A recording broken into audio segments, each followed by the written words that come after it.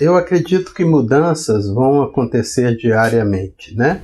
Não só pela progressão da epidemia, como se tratando de um vírus mais novo, que nós não conhecemos inteiramente. Mas eu acredito que o mais marcante em várias cidades nesse momento é a transmissão comunitária, né?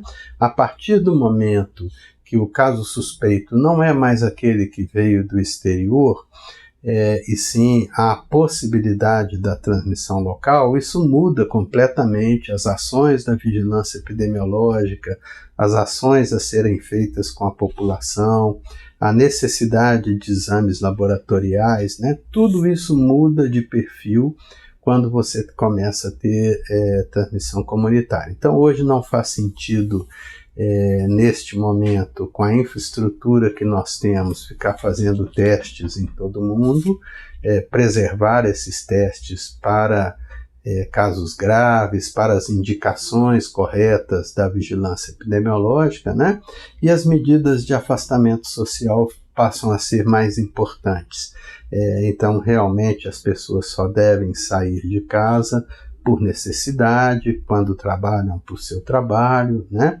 E nesse momento evitar de toda forma contato em locais com um grande número de pessoas.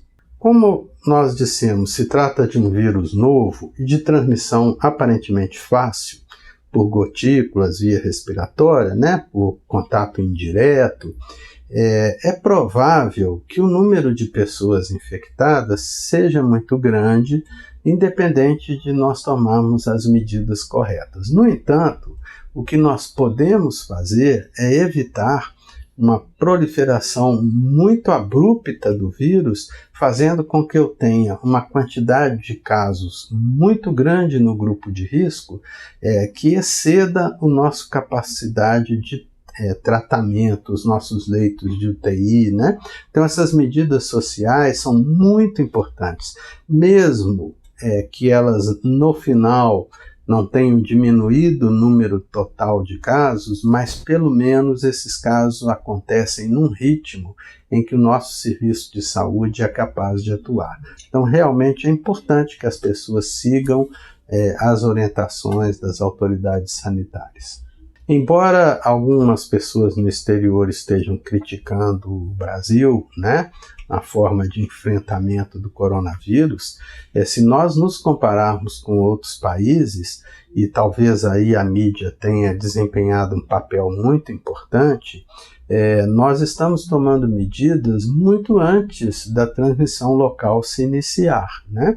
Nós estamos vendo que países desenvolvidos só começaram a tomar medidas depois que a transmissão era muito intensa. Eu não cito só a Itália, eu cito o próprio Estados Unidos. Quantos brasileiros foram infectados em território dos Estados Unidos no momento que eles não tinham tomado medida nenhuma, né? Então, há uma esperança, né, que essas medidas, baseado na experiência internacional até o momento, elas resultem, pelo menos, num surgimento mais lento dos casos graves. Agora, é um vírus novo, num país novo, uma cultura nova, né? Então, tudo isso faz com que nós não tenhamos certeza absoluta. Mas eu acho que nós começamos a tomar medidas antes da transmissão local e fazer mais do que isso não era possível. Nós não vamos corrigir os erros do nosso país, que investe muito pouco em ciência e tecnologia, que investe muito pouco em saúde, que não tem planos de carreira adequado, que subremunera profissionais que deveriam ser bem remunerados. Nós não vamos conseguir resolver isso de uma hora para outra. O que nós podemos fazer agora, realmente, é sermos muito obedientes a essas medidas de controle para diminuir esse número de casos, utilizar o que nós temos de equipamento de uma forma racional, sermos organizados, né, na tentativa de conseguir aquilo que a gente deseja, que ao final da epidemia o número de óbitos tenha sido pequeno, inferior à possibilidade que esse vírus tem de causar formas graves, né? Então é possível, sim, é possível que o vírus se propague de uma forma inesperada. Não acho provável. Com certeza temos que ter temor, né? Eu acho que o medo também é um sinal de respeito. O medo é negativo quando nos leva a tomar medidas inócuas, apelar para coisas que não funcionam, né? Mas o medo, no sentido do respeito, ele é muito importante. É verdade que a infecção, que a Covid-19, tem muitas semelhanças com a gripe pela influenza, né? É um vírus de fácil transmissão, que pode causar formas graves em grupos de risco. Tudo isso o torna semelhante. As vias de transmissão são muito semelhantes.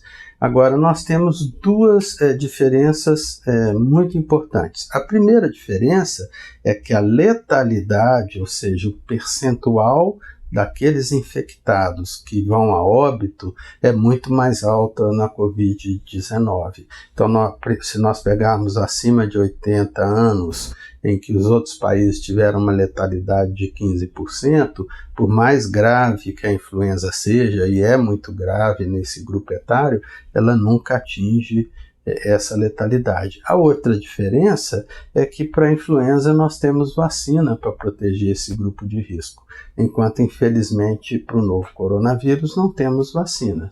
Então, embora clinicamente sejam doenças semelhantes, a transmissão é semelhante, o temor em relação ao coronavírus acaba sendo maior por não termos vacina e por causa dessa letalidade nesses grupos de mais risco. Por que a pessoa idosa tem mais risco com doença infecciosa em geral? Por que ela tem mais neoplasias, mais câncer? Porque a partir dos 50 anos, o nosso sistema imunológico entra na chamada imunossenescência. Ele começa a envelhecer a partir de 50 anos. Então, qualquer doença respiratória que você pegar, a sua grandíssima maioria, a partir de 50 anos a letalidade começa a aumentar.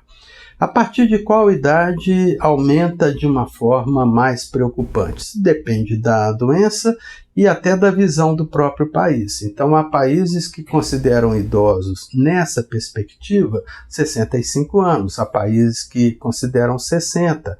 Há países que vacinam contra a influenza a partir dos 50. O Brasil, esse ano, vai vacinar a partir de 55. Então, a letalidade ela começa a aumentar, né? Mais visivelmente a partir de 60 anos. Agora, a partir de 80 anos, tem sido realmente chocante a letalidade. Então, essa é uma situação, o idoso. Outra situação, as comorbidades. O diabetes mellitus, as pessoas com doença respiratória crônica, imunodeficientes, aí independente da idade. O problema é que a partir de 60 anos, é muito comum você ter a coincidência dessas duas coisas, a imunossenescência própria da idade e o paciente com diabetes, com uma cardiopatia, com uma pneumopatia, que é mais comum nessas idades. Então, isso vai explicar a maior letalidade. Um paciente de 60 anos rígido, que existe, né?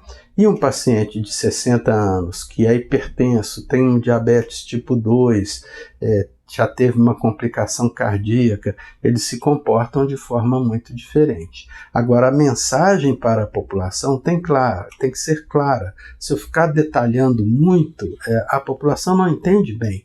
Então, eu tenho que falar, olha, acima de 60 anos o risco é maior, então vamos proteger essas pessoas, vamos incentivar o home office dessas pessoas, que quase todas trabalham, né? Vamos protegê-los da melhor forma que nós pudermos. É uma mensagem mais clara, né? Mas é claro que existem pessoas da mesma idade que têm um risco diferente, isso é óbvio.